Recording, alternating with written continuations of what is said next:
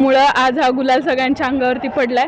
राष्ट्रवादी काँग्रेस पक्षाचे सर्व वरिष्ठ नेते साहेब असतील, ताई असतील, वहिनी असतील, ज्या सगळ्यांनी विश्वास ठेवून मला हे नेतृत्व करण्याची संधी दिली, त्या सगळ्यांचे मी मनपूर्वक आभार मानते।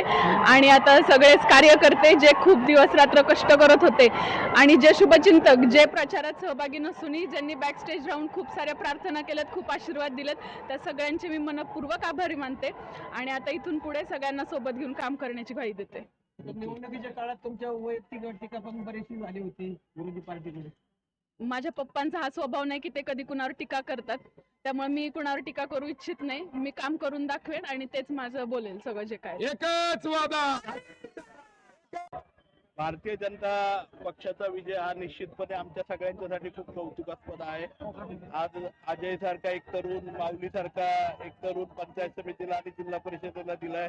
हरिभाऊंच्या सारखा एक सर्वसामान्य कुटुंबातील सुशिक्षित आणि तळागाळापर्यंत असणारा, आणि त्याचप्रमाणे सायलीताई डॉक्टर मनोज शिंदे या सुद्धा अतिशय सर्वसामान्य कुटुंबातील उमेदवार, असे भारतीय जनता पक्षाने अतिशय सर्वसामान्य तरुण आणि खऱ्या अर्थाने लोकांच्या मध्ये उमेदवार दिले। आणि निश्चितपणे पुरंदरच्या जनतेने दोन्ही गटांमध्ये त्या ठिकाणी वीर भिवडी असेल किंवा बेलसर माळशिरस मध्ये असेल, आम्हाला चांगल्या प्रकारचं त्या ठिकाणी साथ दिली आहे। पंचायत समितीचं जर बघितलं तर राष्ट्रवादी काँग्रेसला जास्त आहे किंवा जास्त जागा मिळाल्या, तुम्हाला 3च मिळाल्या, दोन्हीची आघाडीची कृती पाहायला मिळेल।